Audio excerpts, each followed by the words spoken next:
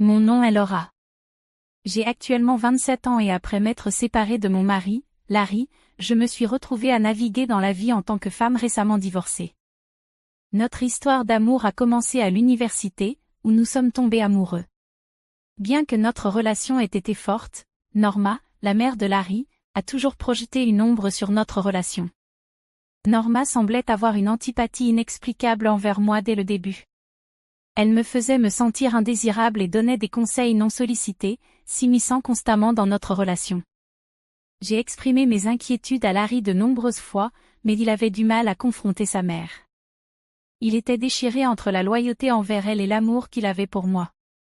Finalement, je me suis résignée à supporter les critiques de Norma, croyant que Larry partageait inconsciemment trop d'informations avec elle, lui donnant ainsi du carburant pour me critiquer. Notre relation a été confrontée à de nombreux défis, avec des disputes fréquentes à propos de l'influence de sa mère. Mais avec le temps, Larry a commencé à comprendre mon point de vue et a cessé de partager les détails intimes de notre vie avec elle. Après 5 ans de relation, nous nous sommes mariés, au grand désarroi de Norma. Malgré ses tentatives d'interférer dans notre mariage, nous avons réussi à nous éloigner de sa présence toxique pendant un certain temps. Pendant cette période, Larry et moi avons tous deux réussi dans nos carrières. Bien que j'admirais les accomplissements de Larry, j'ai commencé à ressentir le besoin de quelque chose de plus personnel, quelque chose qui m'appartienne. Nous avons partagé nos dépenses de manière inégale, moi couvrant la majeure partie, mais cela ne me dérangeait pas trop. Ce qui pesait vraiment sur moi, c'était le vide croissant que je ressentais à l'intérieur, un désir de poursuivre quelque chose de créatif et de gratifiant. Me basant sur ma passion pour le design, j'ai décidé d'explorer le design graphique comme projet parallèle. C'est devenu un projet personnel, quelque chose que je pouvais appeler le mien, et je l'ai gardé secret pendant un certain temps, m'en occupant en silence tout en découvrant où cela pourrait me mener. J'ai décidé de faire un saut dans l'inconnu et je me suis inscrite à des cours de design graphique, investissant dans du matériel sans que Larry le sache. Ma meilleure amie, Marie, était la seule personne à qui j'ai confié ce nouveau projet. Elle a été incroyablement solidaire, m'offrant à la fois encouragement et conseils pratiques alors que je développais mes compétences. Grâce à Marie, j'ai été présentée à des personnes intéressées par mes services. Bien que je ne faisais que commencer, elles ont apprécié mon travail et m'ont fait confiance avec leurs projets, m'aidant ainsi à bâtir progressivement une clientèle. Cette nouvelle source de revenus a fait une grande différence dans nos vies. Elle a atténué les pressions financières auxquelles nous étions confrontés et a permis à Larry et à moi de profiter d'un style de vie plus confortable. Avec chaque paiement, je mettais de côté une partie, rêvant de surprendre Larry avec quelque chose de spécial comme symbole de ma gratitude pour son soutien. Cependant, je ne lui avais encore rien mentionné, et chaque fois que je pensais aborder le sujet, il semblait éviter les conversations sérieuses. Il n'a pas fallu longtemps pour que je remarque que quelque chose n'allait pas. Larry est devenu de plus en plus distant, et je ne pouvais pas me débarrasser de la sensation qu'il me cachait quelque chose. Le premier signe réel de problème est venu lorsque Larry a admis qu'il avait dépensé tout son salaire en investissement seulement une semaine après l'avoir reçu. Nous avons eu une dispute houleuse à ce sujet, mais nous avons réussi à résoudre les choses pour l'instant. Pour aider à joindre les deux bouts, j'ai travaillé des heures supplémentaires, ce qui a aidé à alléger une partie de la pression financière. Mais le mois suivant, Larry a répété le même comportement, et je me sentais de plus en plus frustrée. Je ne pouvais pas comprendre comment il pouvait être si insouciant avec ses gains, surtout quand je travaillais si dur pour contribuer à notre foyer. Dans un moment de colère, j'ai prononcé des paroles dures, bien que je me sois rapidement repentie de mon emportement. Cependant, lorsque Larry s'est retrouvé à nouveau sans argent pour le 5e mois consécutif, j'ai atteint ma limite. Je gérais méticuleusement nos finances, travaillant sans relâche non seulement dans mon emploi principal, mais aussi dans mon entreprise de design graphique en pleine croissance, qui devenait notre principale source de revenus. Il devenait clair que quelque chose devait changer, et je ne pouvais pas continuer à porter ce fardeau seul. J'avais atteint ma limite. Comment as-tu pu laisser cela se reproduire ? Tu n'as rien appris, ai-je reproché à Larry, ma frustration débordant. Malgré ses tentatives pour justifier ses actions, j'en avais assez de supporter le poids de son irresponsabilité financière. Ce fut une décision difficile, mais j'ai clairement indiqué que je ne le sauverais pas cette fois-ci. Larry a réagi avec indignation et défensivité, mais je suis restée ferme. Tu ne peux pas dilapider tout ton salaire et t'attendre à ce que je couvre tes arrières, ai-je affirmé. Je ne permettrai plus ce comportement. Notre dispute a rapidement dégénéré, avec des accusations volant de part et d'autre jusqu'à ce que, finalement, Larry parte, me laissant seule pour faire face au tumulte de notre relation qui s'effondrait. Au lendemain de notre confrontation, je ne pouvais pas me débarrasser de la sensation qu'il y avait plus dans le comportement de Larry qu'il n'y paraissait. Des soupçons ont commencé à surgir, et je me suis demandé si Norma, sa mère dominatrice, pouvait être impliquée. Déterminée à découvrir la vérité, j'ai décidé de mener une enquête pendant que Larry était absent. Il n'a pas fallu longtemps pour que je trouve ce que je cherchais. Larry avait négligé de fermer son compte bancaire sur mon ordinateur portable, et ce que j'ai découvert m'a choqué. Contrairement à ses affirmations de manquer d'argent, Larry avait plus que suffisamment d'argent mis de côté. En examinant ses transactions, je n'ai trouvé rien d'inhabituel, juste les débits et crédits habituels, mais je ne pouvais pas comprendre pourquoi il cachait ses finances et mentait à ce sujet. En quête de clarté, j'ai plongé dans ses messages, et la première personne que j'ai remarquée avec qui il échangeait des messages était sa mère, Norma. Leur conversation tournait autour de notre altercation récente, avec Larry me dépeignant comme l'antagoniste, affirmant que je l'avais réprimandé pour avoir retenu de l'argent. Norma semblait se réjouir de la discorde, affirmant ses soupçons à mon sujet. En parcourant davantage, j'ai découvert une révélation perturbante. Norma me ridiculisait auprès de Larry, me dépeignant comme matérialiste et suggérant que ma relation avec lui était uniquement motivée par l'argent. Ironiquement, j'étais la principale pourvoyeuse de notre foyer. Les conversations que vous aviez démontraient comment l'influence dangereuse de Norma avait alimenté les griefs de Larry contre moi, amplifiant ses petites irritations et nourrissant son ressentiment. Le coup de grâce est venu lorsque j'ai réalisé à quel point les paroles de Norma s'étaient infiltrées dans l'esprit de Larry, transformant sa vision de notre relation en se retournant contre moi. J'étais dévastée lorsque la vérité est apparue. J'ai eu l'impression que le sol s'était dérobé sous mes pieds en découvrant qu'il prévoyait de me couper financièrement. D'abord hésitant, Larry a cédé aux stratégies de Norma, succombant lentement à ses exigences. Sans s'en rendre compte, il lui a fourni plus de munitions en partageant des moments où j'avais exprimé mes frustrations, nourrissant encore plus l'animosité qu'elle nourrissait à mon égard.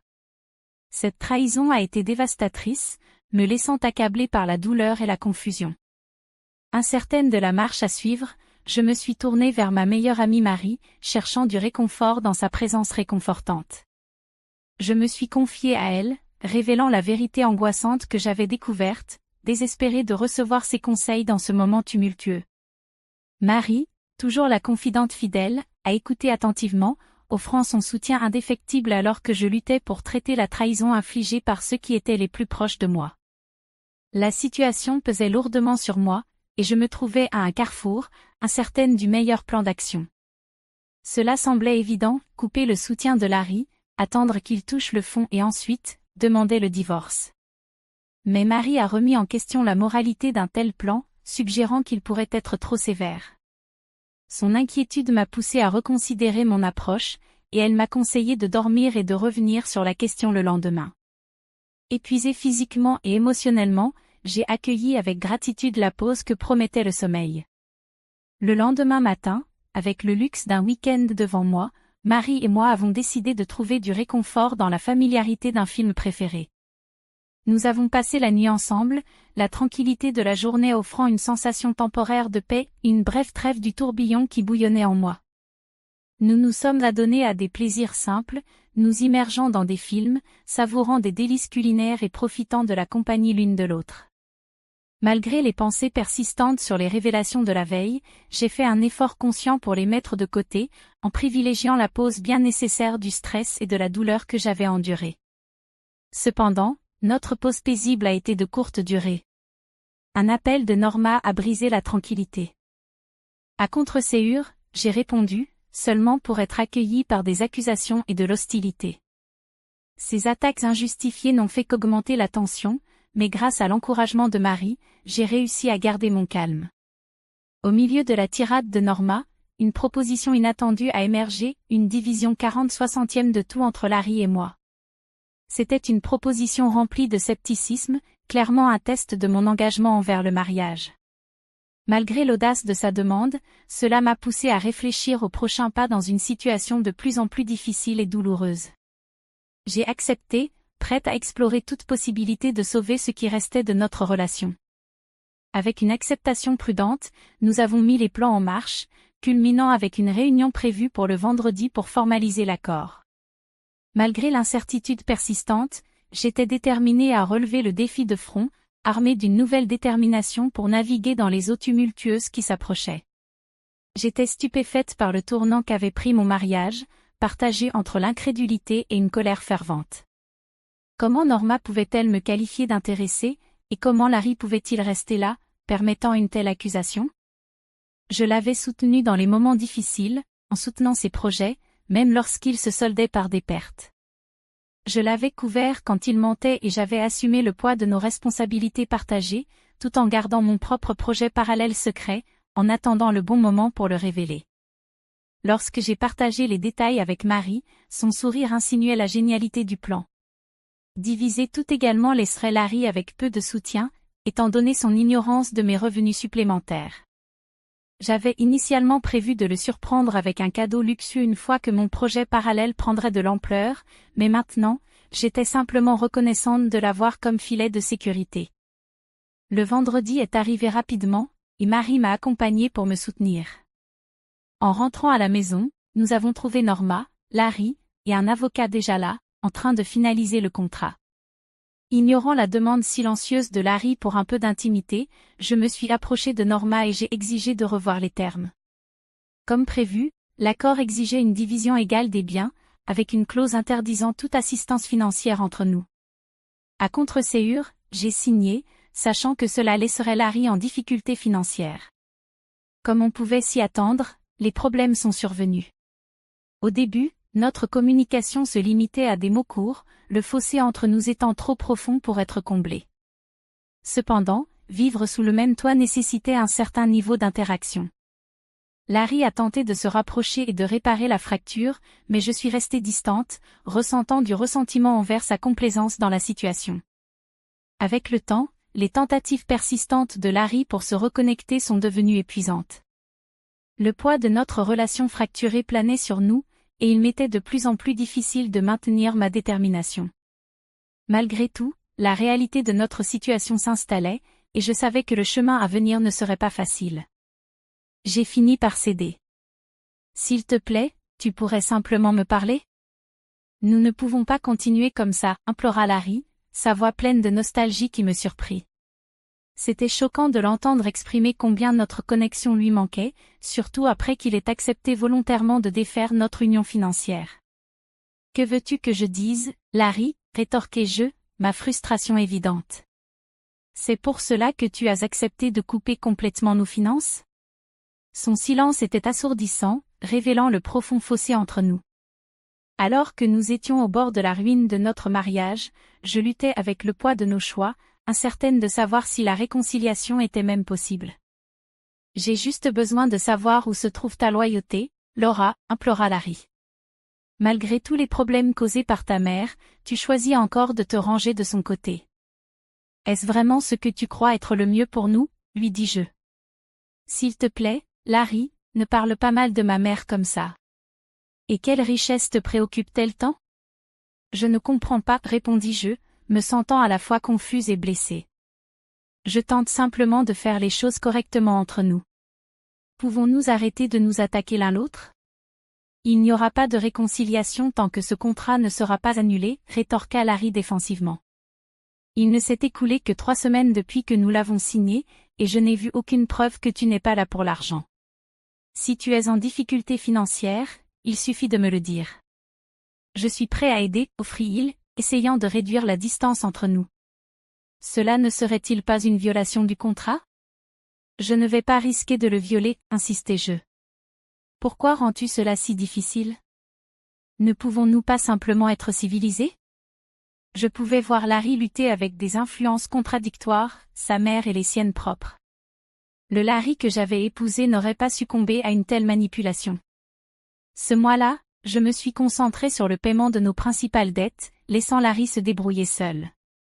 Une fois ma part réglée, j'avais plus de revenus disponibles, et Marie et moi nous adonnions à des sorties extravagantes, tandis que Larry avait toujours une excuse pour ses limitations financières. Mon projet parallèle de design graphique prospérait, et j'ai commencé à envisager sérieusement de quitter mon emploi quotidien. Pendant ce temps, Larry luttait. Sa part des provisions était souvent vide, et bien qu'une partie de moi se sentait désolée pour lui, je ne pouvais pas ignorer les choix qu'il avait faits et qui nous avaient conduits ici. Je me rappelais que Larry avait provoqué cette situation, mais cela ne rendait pas les événements plus faciles à gérer. La visite inattendue de Norma, cependant, m'a prise au dépourvu. Elle est entrée chez moi comme une tempête, le visage empreint de colère, et avant même que je puisse la saluer, elle m'a accusé d'avoir volé Larry. Ces mots m'ont frappé comme une gifle. J'étais non seulement confuse, mais aussi immédiatement sur la défensive. Comment pouvait-elle penser que je volais mon propre mari? De quoi parles-tu? Exigeai-je, essayant de garder ma voix ferme. Tu m'accuses de chercher à me venger de Larry parce que je n'aime pas le contrat qu'il nous a fait signer? C'est absurde. Ton fils a lutté tout le mois, mais ce n'est pas parce que je lui vole de l'argent pour financer mes sorties. Il n'a pas d'argent à voler, et tu le sais. Norma, appelle la police. Et n'oublions pas qui nous a réellement contraints à signer ce contrat en premier lieu. C'est toi qui nous as forcés, et maintenant ton fils en paie le prix. Les yeux de Norma se plissèrent, et je pouvais voir sa colère croître. Mensonge, cria-t-elle. Je vais appeler la police tout de suite. Vas-y, répondis-je, la regardant droit dans les yeux. Je n'ai pris aucun centime de ton fils. Tu ne trouveras rien car il n'y a rien à trouver. Alors d'où vient tout cet argent? Demanda-t-elle, sans reculer. Ton travail ne paie pas beaucoup plus que celui de Larry, et il m'a dit que tu avais réduit tes heures. Alors, d'où vient tout cet argent? Je respirai profondément, décidant qu'il était temps de tout mettre à jour. J'ai une autre activité parallèle, commençai-je. Un projet de design graphique sur lequel je travaille depuis un certain temps. Je comptais surprendre Larry avec, pour montrer ce que j'avais accompli, mais grâce à ton ingérence constante, ce plan est tombé à l'eau. J'avais même prévu d'utiliser l'argent pour acheter une voiture pour toi, en guise de geste de bonne volonté, pour montrer que je ne suis pas la personne que tu penses que je suis. Norma semblait surprise, mais elle n'était pas encore prête à céder. Combien gagnes-tu avec cette activité parallèle? Demanda-t-elle, sa voix chargée de suspicion.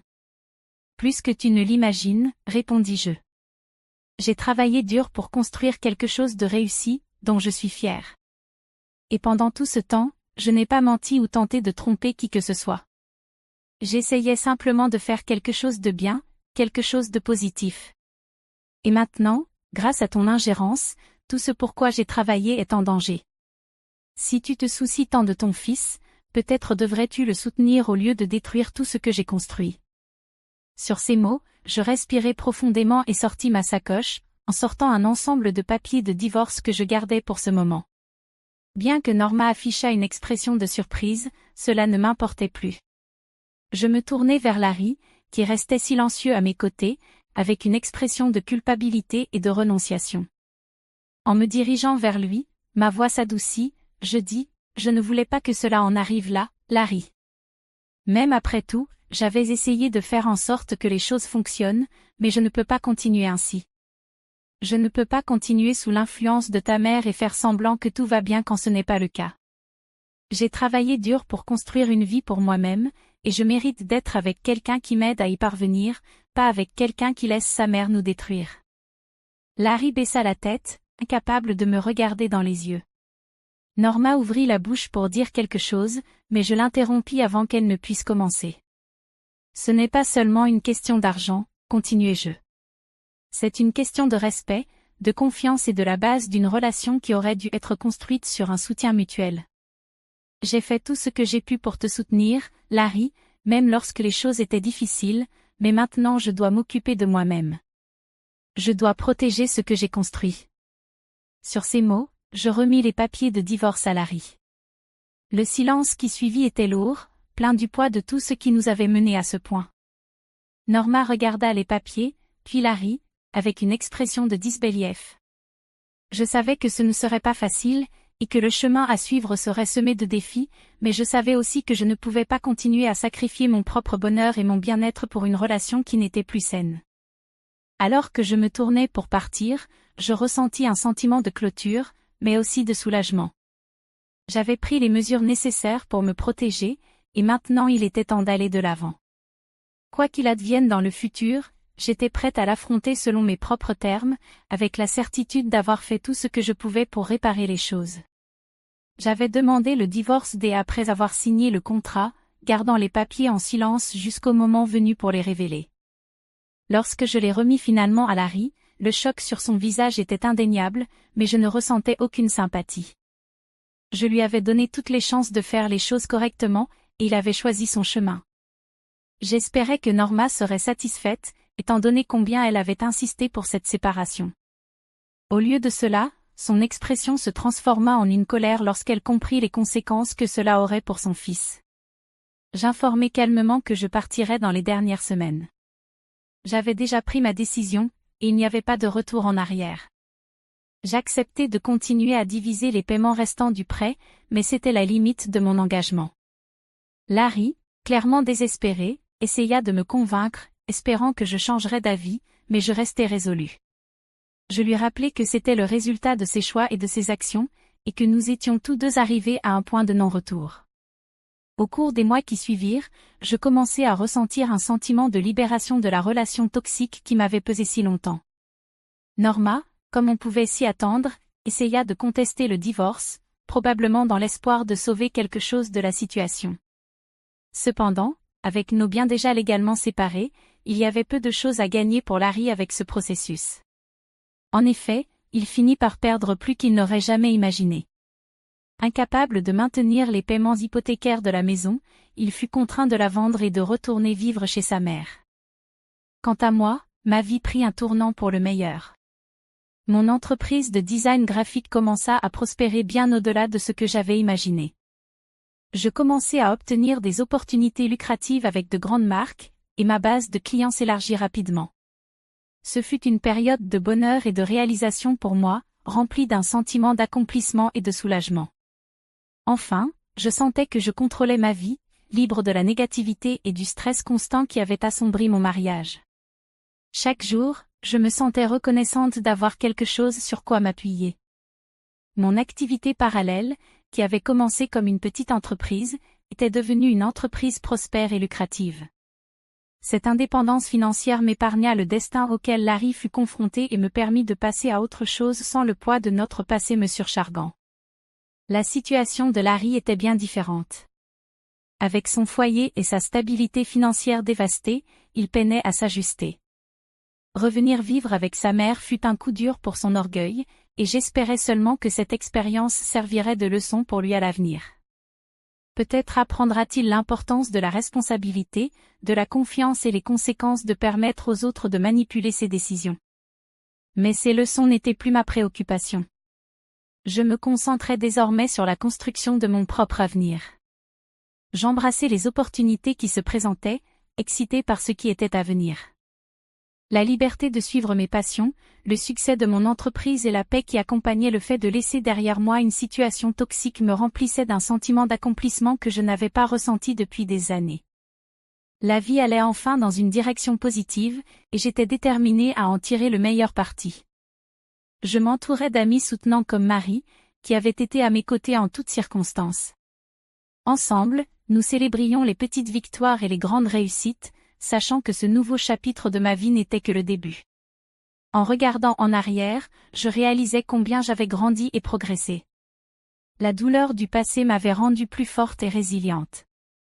Je n'étais plus la femme que les autres avaient manipulée et éclipsée.